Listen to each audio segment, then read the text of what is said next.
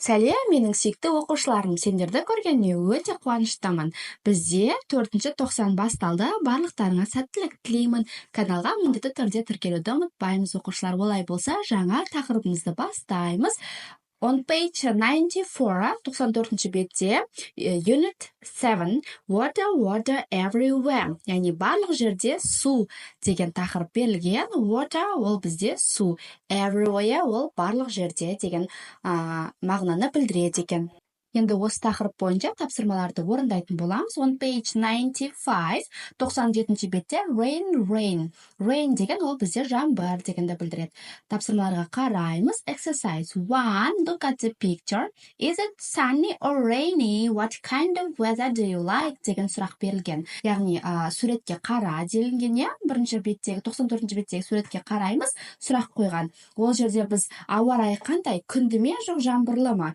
Және де саған қандай ауа райы ұнайды деген сұрақ қойылған. Біз астына жауабын жазып кетеміз. Бірінші, it's rainy.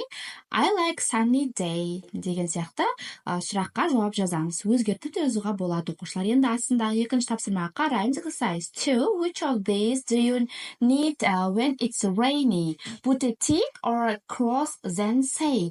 Яғни бұл жерде сұрақ, жаңбыр жауған кезде біз қай киімдер бізге қажет болады деген сұраққа жауап беруіміз керекпіз. Егер қажет болатын киімдердің тұсына белгі қойып кетеміз, ал қажет емес киімдерге біз X деген белгі қойып кетеді екенбіз, оқушылар, және оны жазып айтып береміз.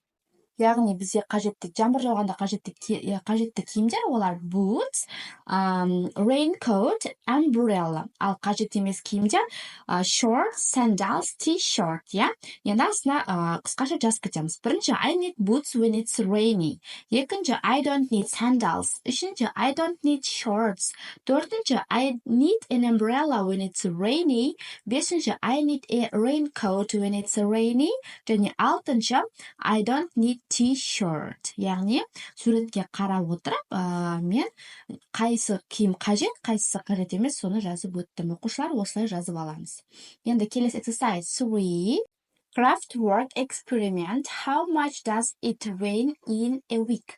In groups, make and measure.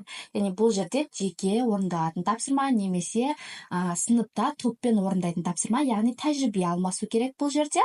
Мен тек қана түсіндіріп өтемін, оқушылар, әркім өздігінен орындайды. Яғни бұл жерде эксперимент, тәжірибе жасау керек. Ол үшін мына 4 тапсырманы орындау керек. Біріншісі, үлкен пластик бөтелке аламыз, оны екінші ортасынан қырқамыз, иә? Үшінші, ол жерге 10-ға дейін болсын, 20-ға дейін болсын, сантиметрмен, маркамен қойып шығамыз сантиметрін.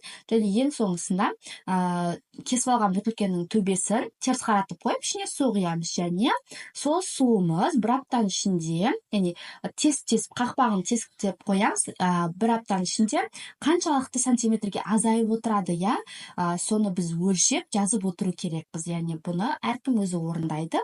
Және орындап болған кезде астына, мысалға, бірінші күн қанша сантиметр, екінші күні қанша сантиметр екенін жазып өту керекпіз, оқушылар.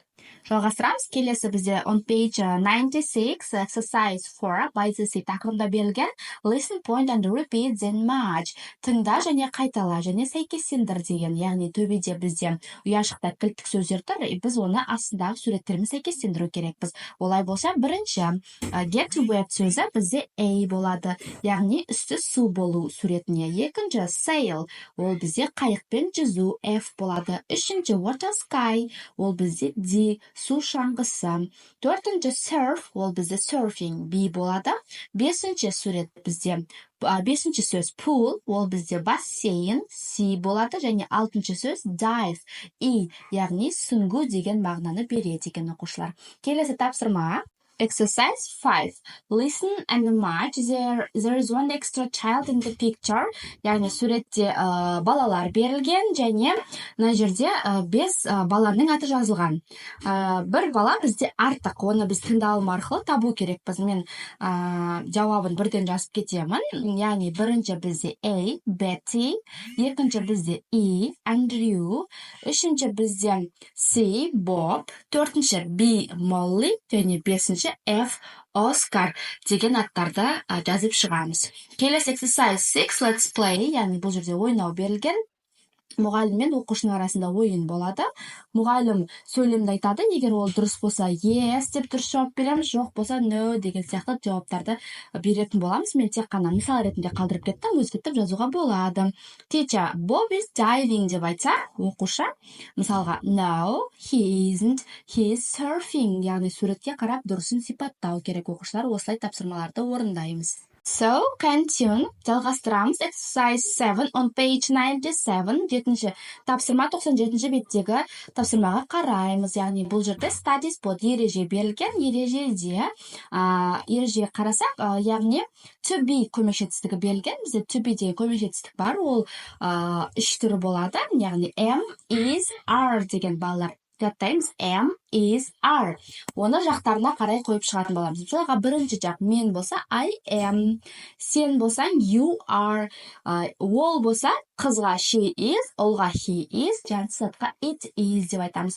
Көпше түрде олар болса they are болады. Міне осылай әр жаққа байланысты am, is, аны қолданып отыратын боламыз. Және етістіктің артына міндетті түрде ing деген жалғауды жалғайтын боламыз. Сонда мысалға I am reading, мен оқып жатырмын. She is reading, ол оқып жатыр деген мағынаны білдіреді. Яғни бұл бізде нағыз осы шақты білдіреді. Іс-әрекет қазір орындалып жатқан. Енді осы ережеге сәйкес біз exercise 7, жетінші тапсырманы орындайтын боламыз. Бұл жерде жақшаны ашып, сөйлемді толықтырып жазатын боламыз. Бірінші, Paul is water skiing, they are sailing, the dolphin is looking at you, Derek is diving, Bill and Mark are surfing, and is fishing. Міне осылай сөйлемді толықтырып жазамыз. Келесі тапсырмамыз exercise 8. Read and complete. Бұл жерде мәтін берілген, мәтінді толықтырып оқып шығуымыз керекпіз. Яғни жақшаны ашып, жаңағындай to be көмекші етістігімен ing қою керекпіз. Мен қойып шығып кеттім. Яғни бірінші are having, екінші is water skiing, үшінші is diving, төртінші сөйлемде are swimming, және бесінші сөйлемде I am writing болады екен балалар. Орындап болсақ, exercise 9, 9-шы тапсырма бізде thinking cap, ойлану тапсырмасы, take rules, continue the conversation, яғни бұл жерде рөлге кіріп, диалог құрау керек біз оқушылар. Ол үшін мәтінді қолдансақ болады 8-ші тапсырмадағы, яғни біріншісін бастап кеткен қарай өзгертіп жазуға болады. Оқушылар, мен мысал ғана жазып кеттім. Hi Damir, how is Spain? Hello Jania, we're having a wonderful time. It's sunny and we are at the beach. What are you doing? Asel and Ақбота are swimming. I'm writing postcard. Деген сияқты ары қарай рөлге кіріп, диалогты құрасақ болады оқушылар. Міне барлық тапсырмаларды орындап болдық. Жарайсыңдар. Кездескенше сау болыңдар.